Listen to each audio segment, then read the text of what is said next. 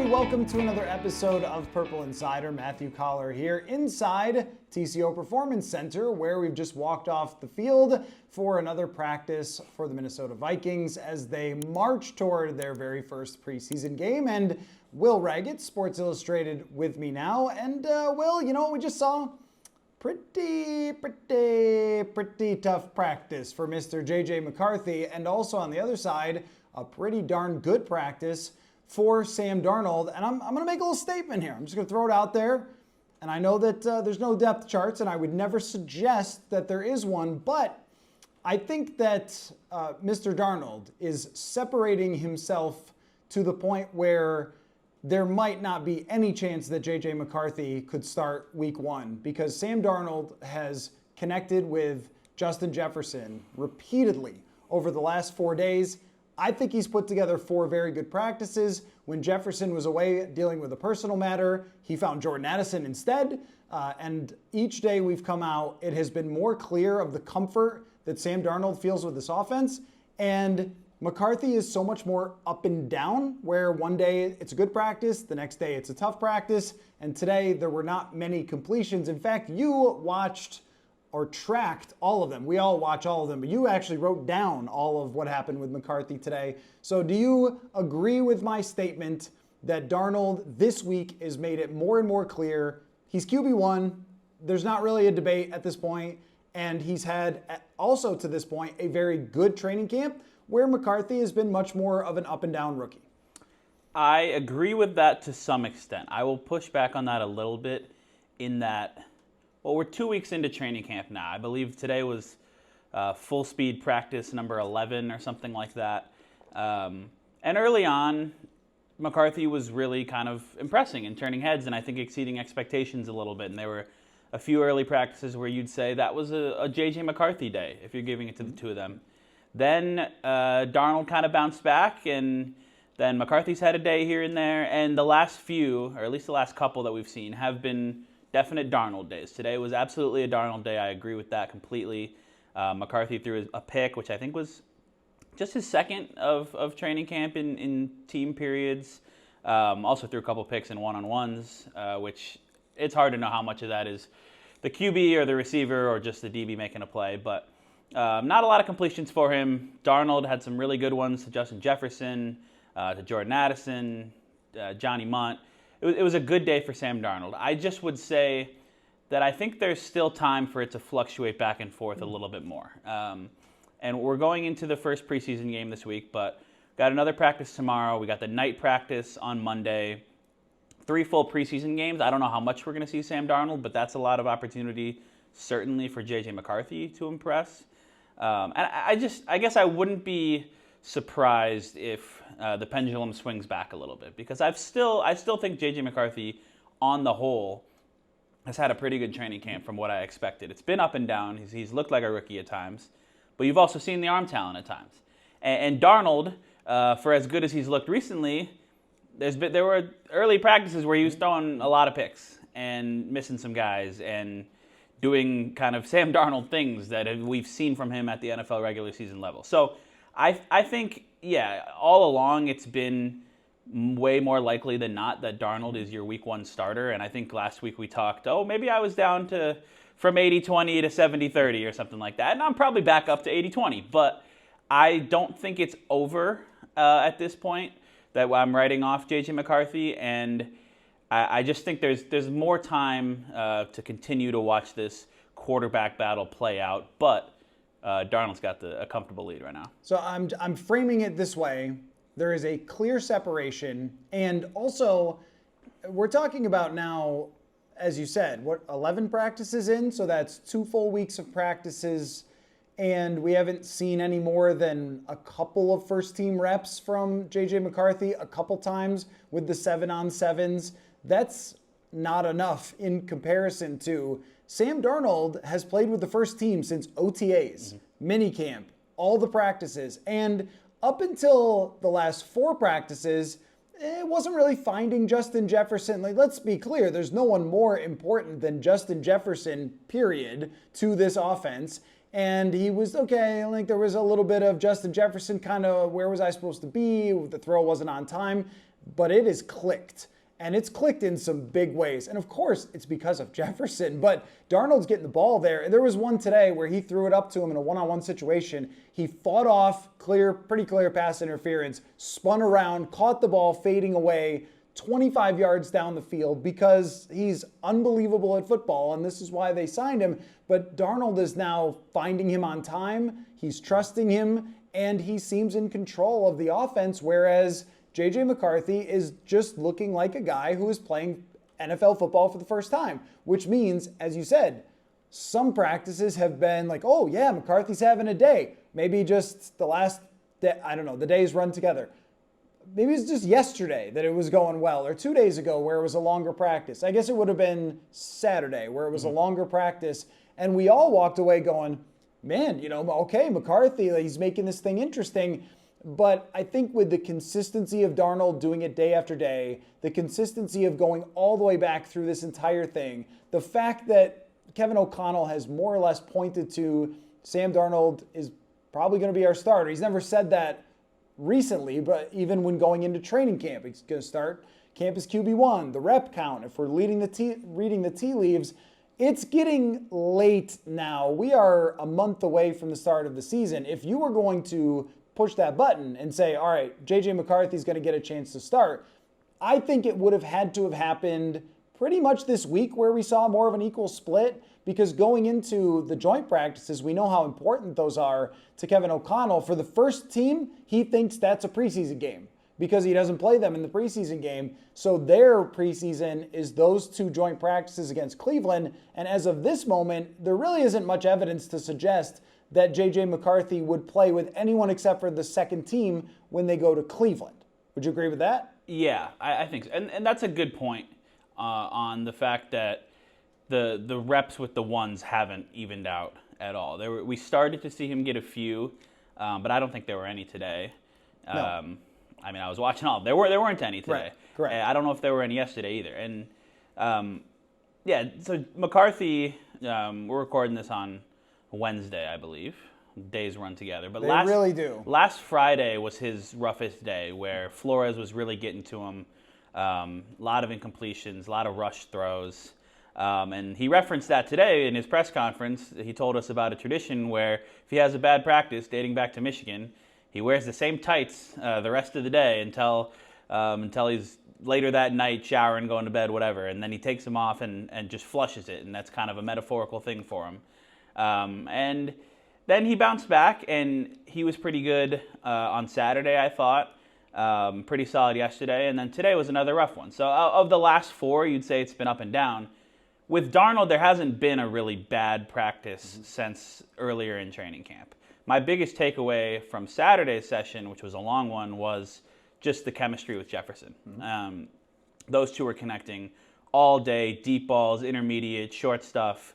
And then we're off for a couple of days. Jefferson was out yesterday. He comes back today, and it's the same thing. It's like they hit the ground running again. Deep balls, the one you described where Jefferson adjusted against Byron Murphy, and the ball was right there, and he screamed afterwards and celebrated. There was one of those kind of slot fades of like 30 yards down the right sideline that they always run with Kirk Cousins, and Darnold put it right there for Jefferson. Red zone one. There was a red zone one where he was rolling out. Darnold there was another. scrambling. There was another one of those, where he rolled out and found Jefferson. And I was talking about the one like 30, 35 yards up the right sideline where he just dropped it with some touch right into the bucket. And so the chemistry there has been growing. I think all along it's been really kind of Darnold's job to lose. I guess McCarthy also would have to earn it even if Darnold wasn't playing well. But I think Darnold's played well enough that he is the overwhelming favorite to start the season with the job. Now, how long he keeps that will obviously be determined by the results that he shows in regular season games. The results we see from J.J. McCarthy in these preseason games will say a lot about how ready he is to step in within a month or so, if that's going to be the case. But, the consistency that Darnold has showed of late that I don't think was there with him in the first week of training camp when there were a lot of misses, that's been, I think, a positive development for the Vikings, that he's feeling more comfortable in Kevin O'Connell's offense.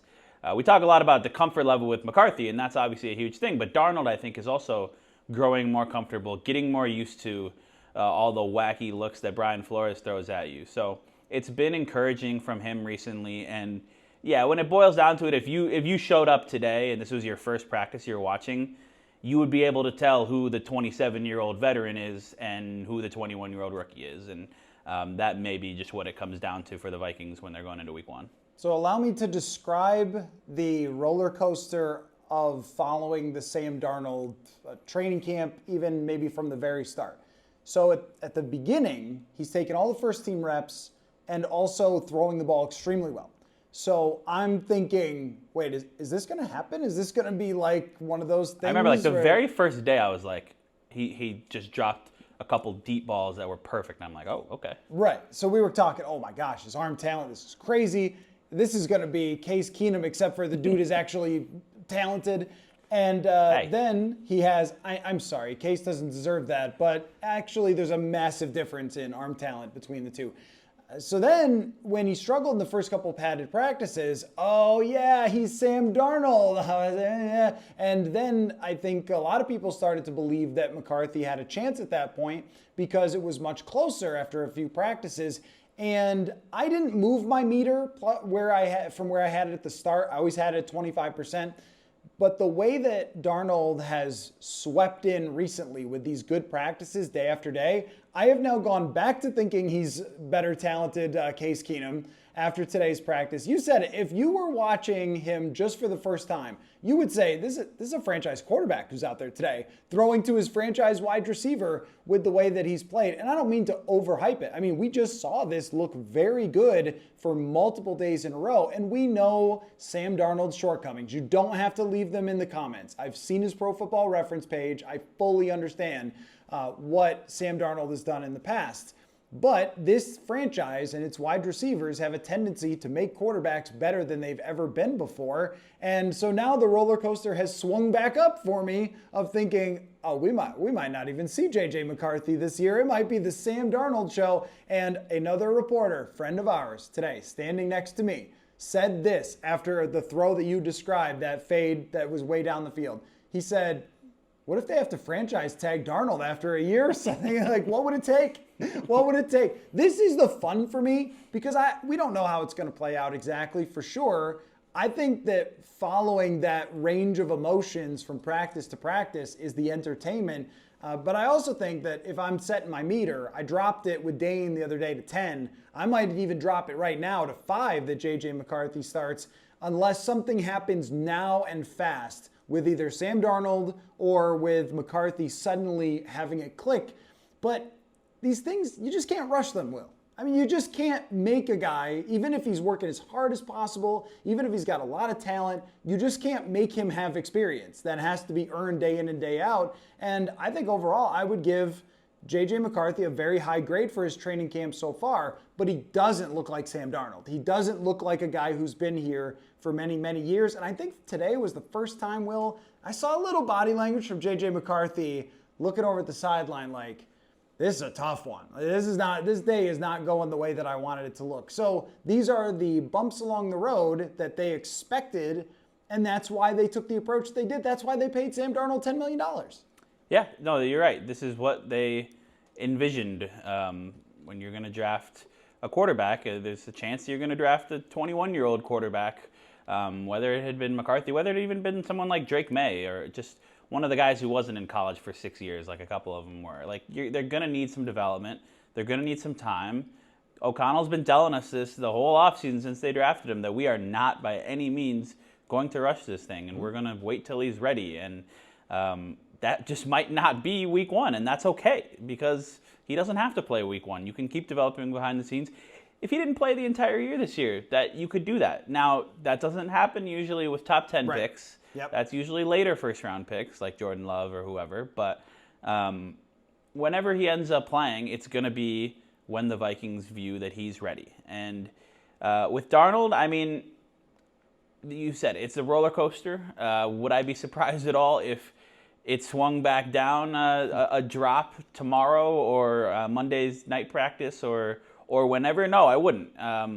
But the fact that he's stacked a few good days recently, has looked the way he has with Justin Jefferson, with Jordan Addison, I don't know if I'm 95-5 because I still think there's a scenario where J.J. McCarthy comes out tomorrow even, has a really good practice, plays really well when he's finally not facing a Brian Flores defense in the preseason game against the Raiders' second and third stringers on Saturday, which he even said today he's excited to just see a vanilla defense for the first time in a while, and then maybe carries that over to the Monday night practice or something, and then we're getting more mixing next week and it's a conversation again. I wouldn't say that is by any means the most likely outcome, but it's still not something that I'm quite going to write off just yet, because I still do every day see at least some of the flashes of the arm talent. And today was not a great day for him, but there was a ball he threw in one-on-ones to Jalen Naylor where he just dropped back and made it look absolutely easy on like a 40-yard go ball that he placed perfectly, a perfect spiral. And I'm like, oh, that looks a little different coming out of his hand. Just like that looks like top 10 pick kind of arm talent right there. And there were some other moments here or there today. It wasn't all completely start to finish horrible. But then, yeah, there were some picks, there were some miscommunications, there were some misses. And he still looks like he's navigating the timing of it all. And the decisiveness and reading the defense quickly. Because you have 2.5 seconds in that pocket before somebody that Brian Flores is sending is getting to you for a fake sack. And he's still dealing with that and when to let it rip and how to get through those progressions really quickly. But I guess I can't rule it out fully. But you are right. I'm in agreement with you that it's looking more and more like it'll be Darnold when the Vikings head to New York in Week 1. And I think that's very true about the way that McCarthy has handled it all, and also the way that he's shown all the talent that he has. And I just don't see someone who is stacking days the way that you would expect from a veteran quarterback, where with Kirk Cousins, we would always have a couple rough practices. Then by the middle end, he's running a very smooth practice like Sam Darnold did today. But even though Sam Darnold has a less than desirable Pro Football Reference page, he still has a lot of wins in the NFL, a lot of good starts, a lot of starting experience. He went 8-9 as a Carolina Panther with a lot of adversity, if you will, at that place. So it shouldn't be terribly shocking that he has convinced now numerous teams to start him and to give him opportunities. This is why, because they see the talent that he has. He is now at this point a veteran and experienced quarterback. And oftentimes, training camp favors that guy. It's the reason why Tyrod Taylor beat out Justin Herbert, Nathan Peterman beat out Josh Allen once upon a time. I don't think it's that extreme. I think Darnold is better than those guys, but a lot of times it favors the experienced quarterback. And also, if your plan all along was to start Darnold, give him a chance at a redemption story, and then bring McCarthy along and read and react from there based on how ready he is, I don't think you'd get to this point in training camp and have a good night practice and preseason game as Kevin O'Connell and then go, you know what? That plan that I put together throughout this entire offseason, all those practices Darnold had thrown to Jefferson, all those hundreds of reps that he and Jefferson have now taken together, I'm throwing them out the window. McCarthy's my guy. It would be, at this point, I thought this week was the most important for deciding where it's going to go. Now, anything can change. It's football. But if you planned, it would be like, we're going to go to Wisconsin on a road trip. And we've planned our stops. And then we're driving along and everything is going according to plan. And then we just go, no, we're turning around. We're going something would have to really happen if you were going to completely change your plan at this point, which, again, as you said, I think is totally fine and is not a referendum on McCarthy's career. It's only the expected outcome thus far. So I'm not calling it. It's kind of like an election where X number of percentage precincts are reporting or something. Yeah. Like, well, we've got 27% of the. That's how it is now. The precincts are reporting and the percentages are leaning heavily toward Sam Darnold. That, though, McCarthy and what he does on Saturday night, assuming he plays, it's a mystery until Thursday. He'll play. Yeah, he'll play. He will most certainly play. But there's other players playing, a lot of them, actually. And I want to know from you, who you are most interested in / what you are most interested in the upcoming preseason contest. The first one that we can actually talk about and say, oh, well, we're very excited to get football back and be serious. Because recently, Kevin O'Connell has not made them serious games, but this one, with McCarthy playing, more serious. Where would you like to begin for things that you are interested in? I know there's going to be an article of yours coming with this very subject. Yeah, obviously, we just have spent the first part of this podcast talking about the quarterbacks, but it has to be the quarterbacks. This is going to be the highest local TV preseason ratings for any Vikings game in a very long time, maybe ever, because they've never drafted a quarterback this high before. Like you said, Kevin O'Connell has not treated the preseason like it matters in the slightest, except for like determining who your second string punt gunner is and your backup and third string defensive tackle and things like that. I mean, they've just been unwatchable football games at times. Like last year, there's a lot of Jaron Hall, and we've had a lot of Kellen Mond in the past, and Sean Mannion, and they just haven't been serious activities, and that's why even when you're playing against other teams' backups, they're 0-6 in the preseason under O'Connell. They haven't won a preseason game since 2019, which is my favorite super random, pointless fact about the Minnesota Vikings. They're lost 10 in a row. That could change this year because you're going to be... I mean, we might still get some Jaron Hall and Nick Mullins reps or whatever, but we're going to get a lot of J.J. McCarthy, and we're going to get some real kind of interesting players playing in these games. And, yeah, it has to start with the quarterbacks and how McCarthy looks, how he handles the game setting, because it's really different to go from practicing in this setting, going against Brian Flores' defenses, frequently like they do having McCarthy go against the ones. And there wasn't as much of that today. It was a lot of 2-on-2s, but he's had a lot of reps against the ones. And there's been challenging situations, and you're playing with your own teammates. And now we're going into a game setting where, by design, he's going to be seeing a fairly simple, vanilla NFL defense, because whatever Antonio Pierce and the Raiders are cooking up, they're not going to show it in this game. Brian Flores is going to do some insane things anyways, because he always does. But he's not going to show his best stuff. Right. It's going to be fairly it's just the basic install stuff on both sides of the ball. And I'm really curious to see to what level McCarthy can execute that.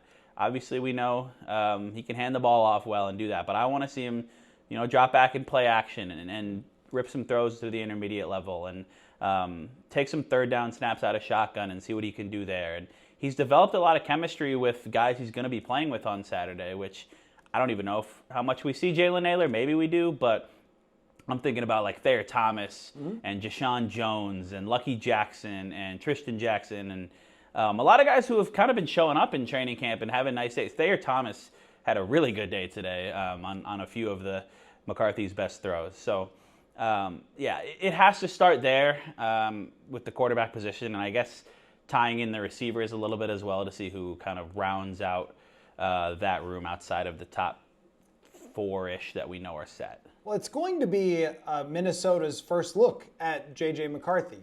That is always an interesting dynamic because the fans have not seen him play at all unless you are out here. So you haven't seen him in a jersey. You haven't seen what he looks like. You've basically been hoping that I tell you. And I have been. You're welcome. It's free on the show as well. Isn't that great? But you can sign up for the newsletter if you want to support the show. The point is, though, that the fans are going to see him in the jersey, see how he looks, see how he moves, see how he throws the football, and that opens up kind of a new door of discussion for all of us because there actually is a sample size of game play, and in this one that Kevin O'Connell wants him to play well. And I think that's quite a difference. I'm not saying he didn't want Jaron Hall to play well. It's just that going into the third preseason game last year, where is your focus really if you're Kevin O'Connell?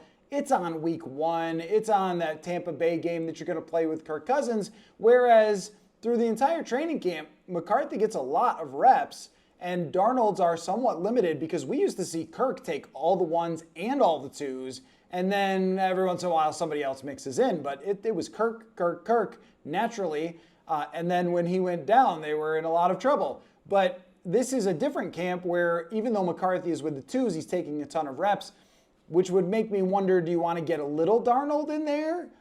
And also you probably want to load up McCarthy with as many reps as you possibly can, a little more game planning, a little more preparation, a little more like this is how it actually works in the NFL, and then we'll see how he looks when he actually gets out there. But his performance will be everyone's introduction for the first time to J.J. McCarthy, which I just think there's an energy about that, there's a momentum about that, and then also he might just throw like 2 picks and whatever, and then we all forget about it forever, as you should with the preseason. But I just think that it opens like a whole new, like unlocking the badges or whatever. It's like we got to all right, they drafted him. We unlocked that door. We got to the mini camp, so we saw him for the first time. Now we're seeing the training camp. This is just another new piece of information that we are all like coming to these things for the very first time. You know, we haven't been to this place before, and now we're all going to see it. It's like a baby. He's said his first word, and now he's got to take his first steps. I'll tell him you said that. It's the same thing. You make wild analogies all the time about driving to Wisconsin. I'm just why don't you leave the analogies to me? Following that that lane here, but it's McCarthy could totally go out there and not play particularly well, and again, I don't think that would matter a whole lot in the long term.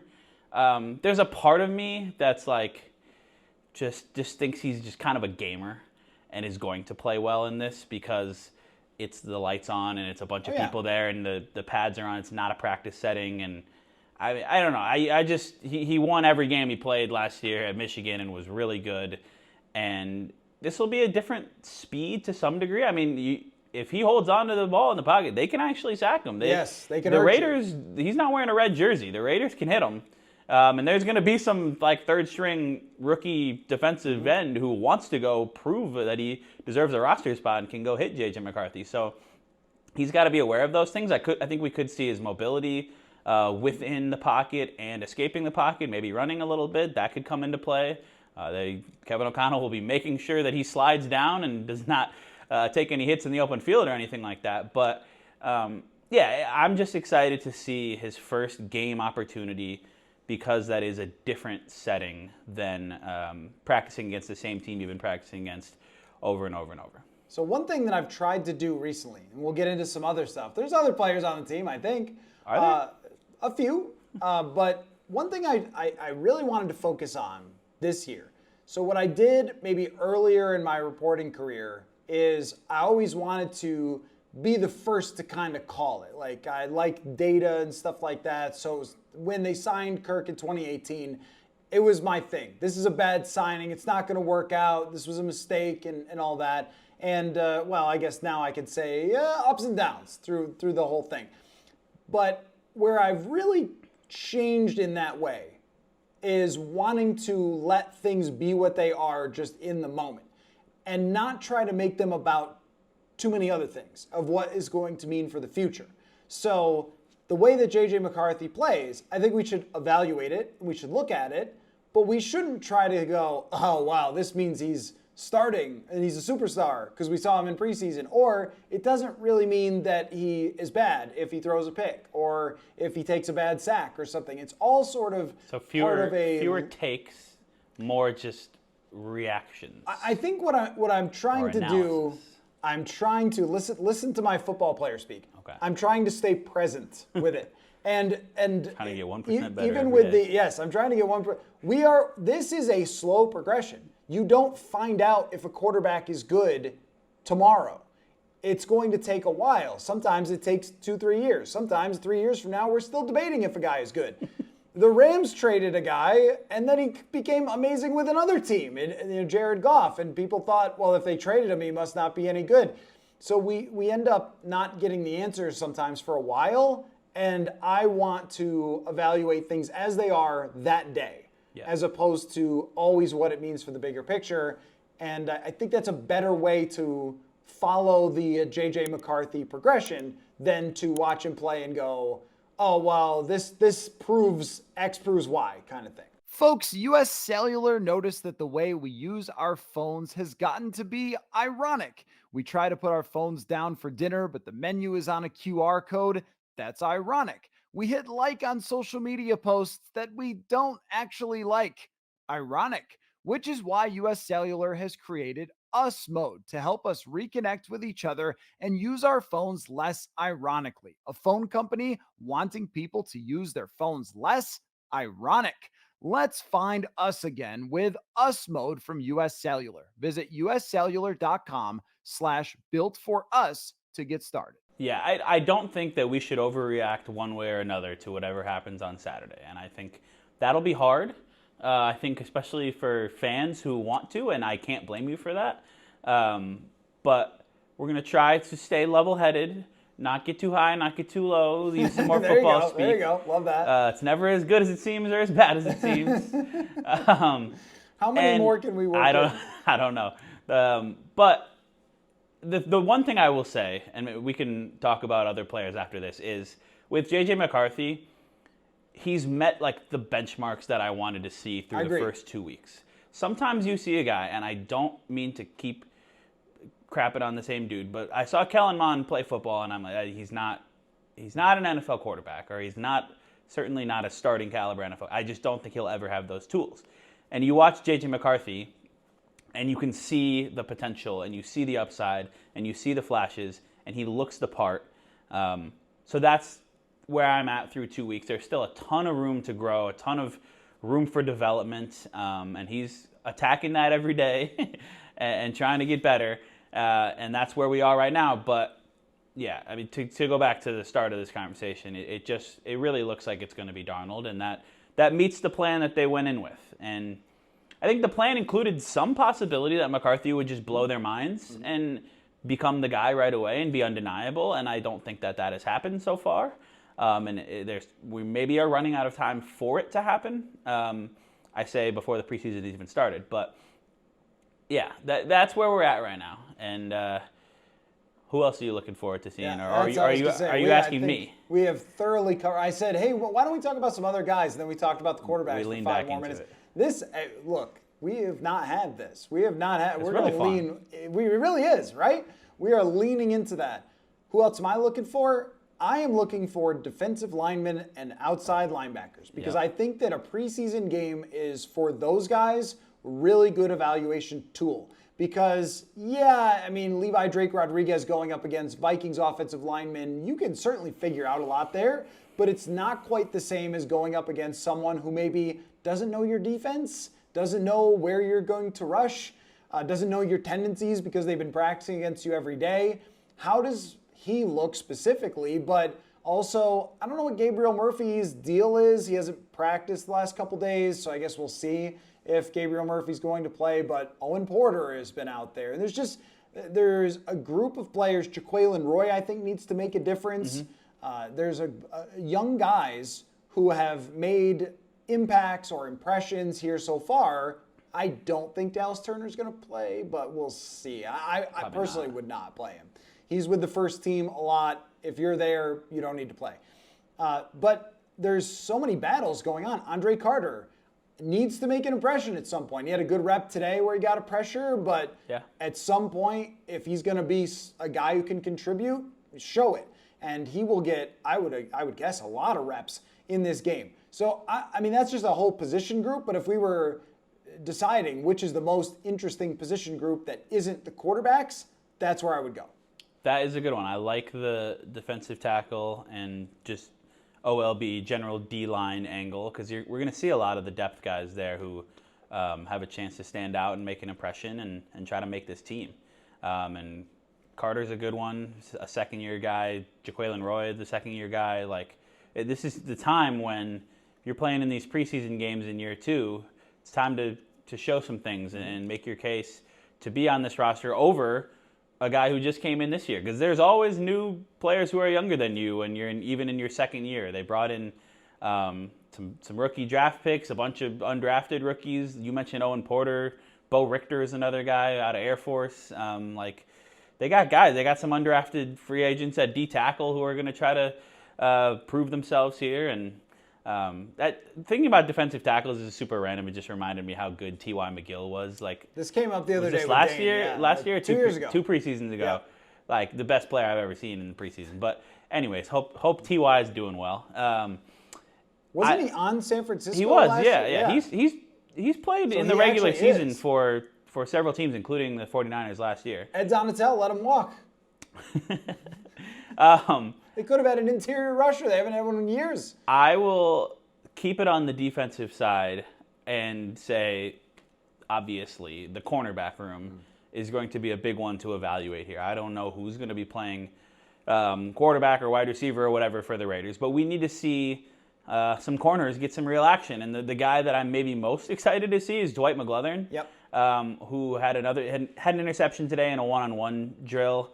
Has made plays kind of day in and day out for a lot of camp, and one of those guys where when they signed the undrafted class, you're like, oh, I recognize that name at least, because he had 7 interceptions the last couple years in the SEC.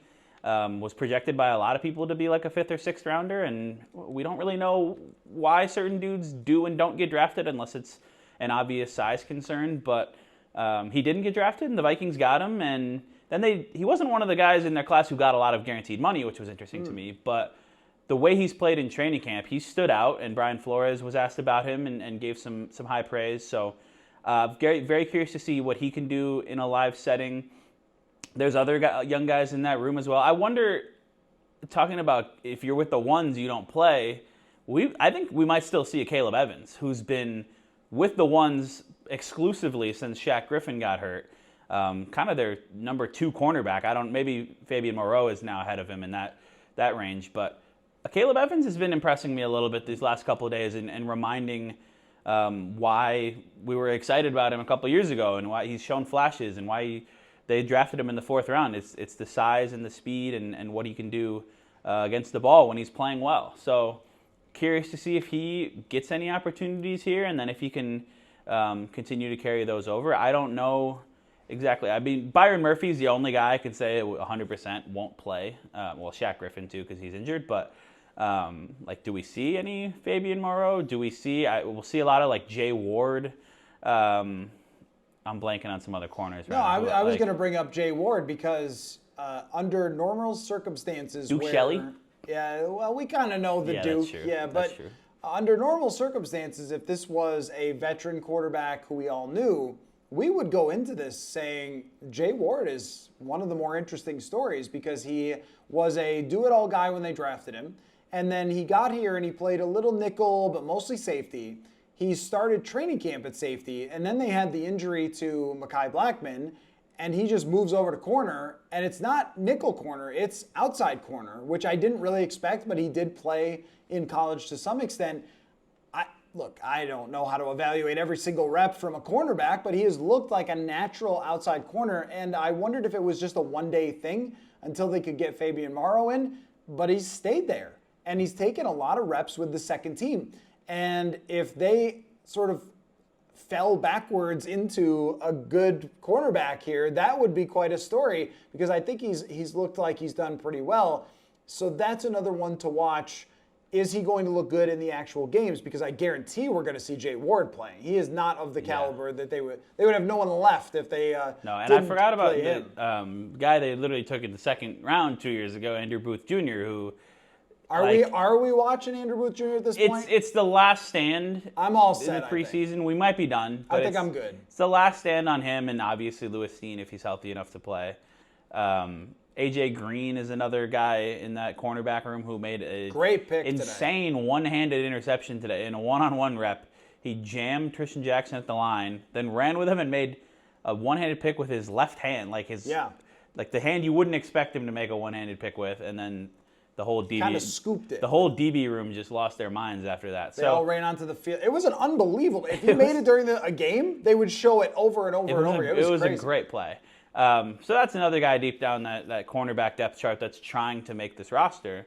I think he's actually I think he's like 25, 26. Yeah, he's more of a practice squad now that you can have veterans. But with Ward specifically, I think we're trying to answer the question. That's a fascinating one because of the position. Find something? Because of the position switch, and because of the just size and athleticism that he brings and the versatility. That would be a really interesting one if he's able to play well there. So, yeah, the cornerbacks are going to be interesting.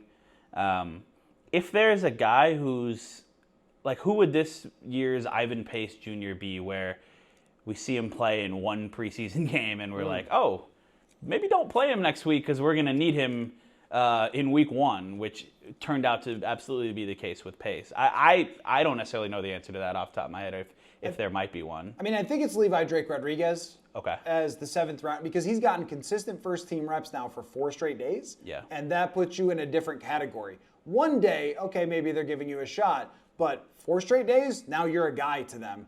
So if he gets in and plays well, then they might just put him on ice and say, we're going to need you. I'll give you a UDFA who's just starting to get a little buzz, just starting to get a little attention. He's stacked together a couple of very nice days. I personally have been mentioning him since minicamp when he stood out to me. And if this guy turns out to be good, I'm going to look at myself as having elite scouting instincts. What position is this?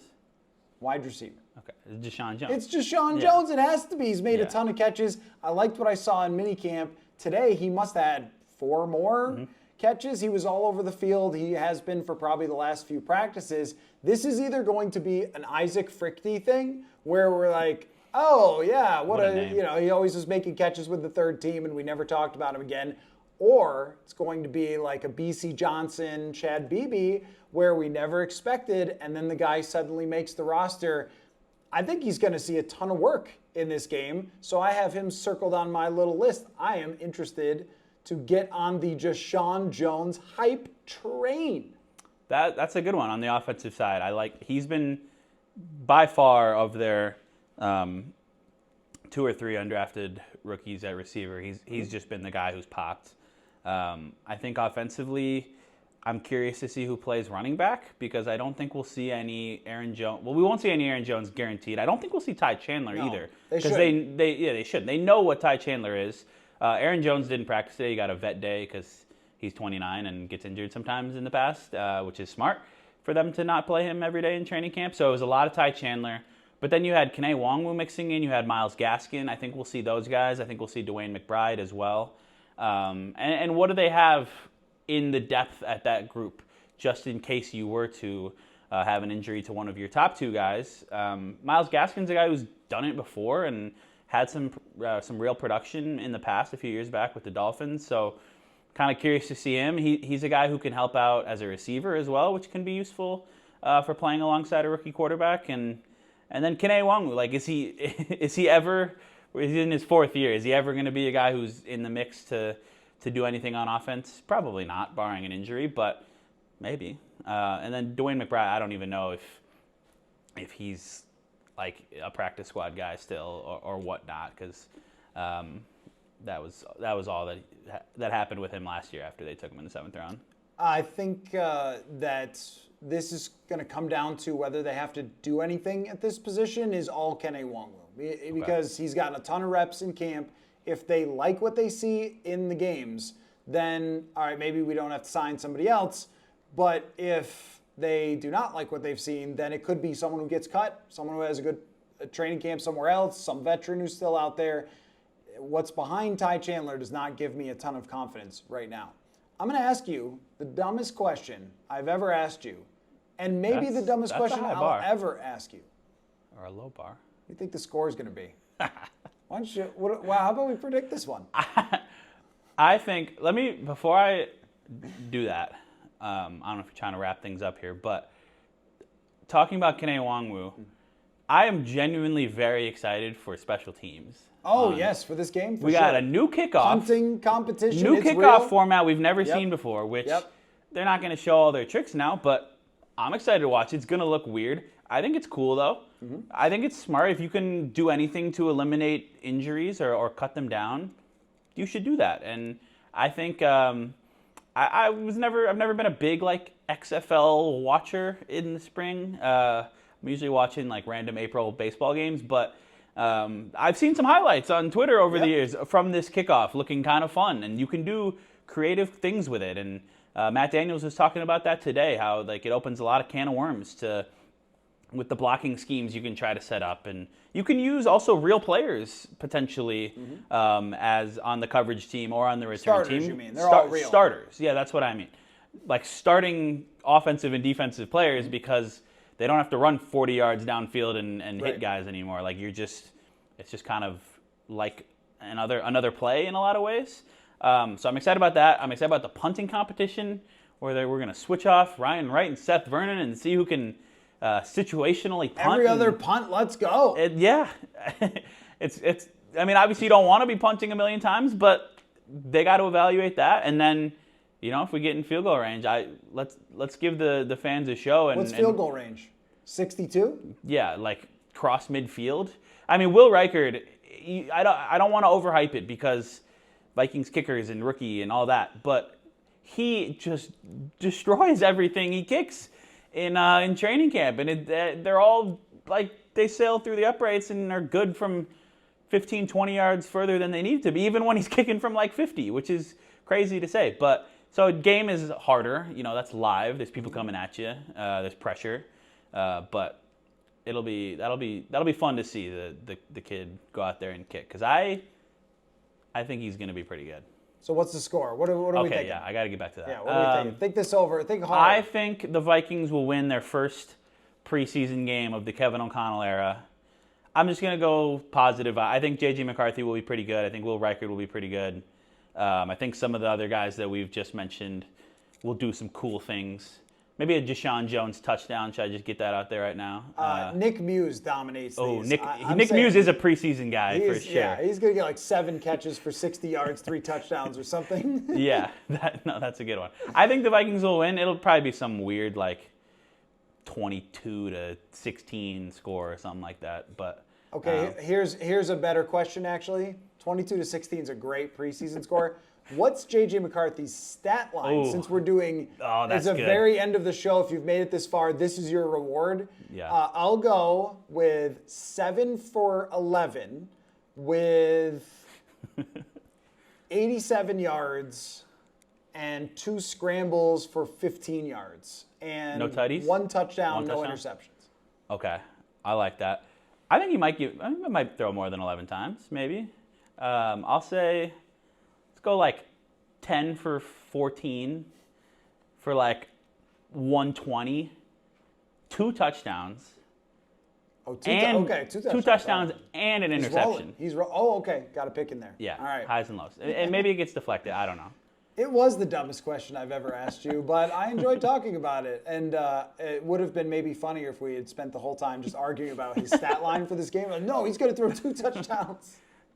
We'll save that for fantasy podcasters. I'm excited for preseason football. I know. Haven't been in a long time, but I am. I'm not afraid to say it. There's just a feeling a little bit, and it has been this way for a while. It's like when you get to springtime and the weather gets to about 70 degrees and you open the windows for the first time and you go, man, that's a different feeling, and it's a nice one. And things are very different now across the board. Studying a quarterback every day, watching him in preseason, and I think everybody is very excited. The fans are very excited to see him for the first time put on the uniform and throw. So it's not silly to spend 90% of this podcast talking about it and throwing in Deshaun Jones. So great stuff, Will, as always. And you and I will talk next week after we have a real preseason game to discuss. So thanks as always for your time. Yeah. And thanks for watching. And we'll catch you all next time. Football.